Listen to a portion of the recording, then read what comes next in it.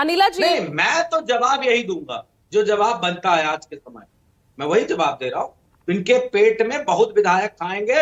एक अमित शाह है, एक योगी आदित्यनाथ है। इनको विधायक खाने की बीमारी है, खरीदने की नहीं, खाने की। जी ठीक है। अनिला जी, इस 3-7 का ये बहुत ही क्लियर चुनाव दिख रहा था, लेकिन 8वां उम्मीदवार जो है खड़ा करके आपने जो पेच फंसाया है, ये क्या है कि प्रेशर पॉलिटिक्स है लोकसभा चुनाव से पहले? क्या इसके पीछे क्या रणनीति, थोड़ा सा समझाइए। और जो ये क्रॉस वोटिंग, हॉर्स ट्रेडिंग के जो अब आरोप लग रहे हैं। मेरी सबको राम राम। और एनडीए परिवार के 8 राज्यसभा सांसद उत्तर प्रदेश से जीत कर आए। ठीक है, एक अंग्रेजी कहावत बोलते हैं, एम्प्टी वेसल्स एक मच नॉइज, या चना बाजी। मैं समाजवादी पार्टी सुन रही, जो मन में आ रहा था अनाप अनाप बोल रहे थे। बैठे बैठे इन्होंने ब्राह्मण समाज का अपमान कर दिया, बैठे बैठे इन्होंने संत का अपमान कर दिया। ये समाजवादी पार्टी का ये चरित्र है, चाहे वो ब्राह्मण समाज हो, चाहे वो दलित हो, पिछड़ा हो, और चाहे वो संत महंत हो, उनका अपमान करना मजा आता है, उनको सैडिस्टिक प्लेजर मिलता है। अरे गिरबान में खुद झांक कर देखिए, your boss is not right, that is why your position is tight. Akhilesh Yadav ji राष्ट्रीय अध्यक्ष जरूर बन गए हैं समाजवादी पार्टी पे, क्योंकि उनको तश्तरी में रखकर ये पार्टी मिल गई, उनके पिताजी ने उनको ये तोहफे में दे दी।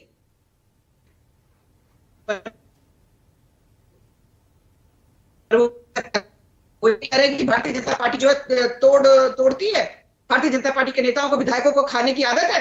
अरे आपको अपने विधायकों को संभालने की आदत नहीं है।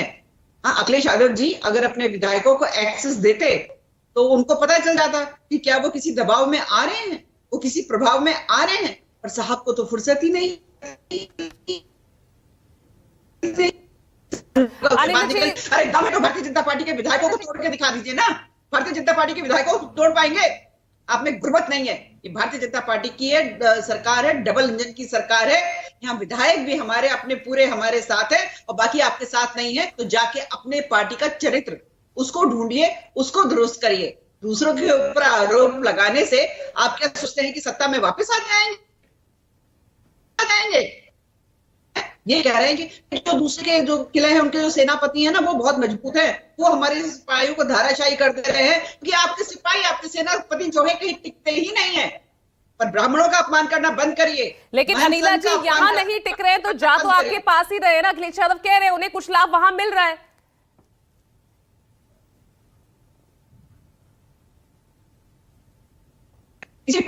इस प्रकार का एक्सेस स्वतंत्रता अपने परिवार के जो सदस्य उनको देता है कि अगर तुमको किसी भी तरीके से कोई भी दबाव में ला रहा है, प्रभाव में ला रहा है, मुझसे आके बात करो, मैं उसका आपको सॉल्यूशन दूंगा।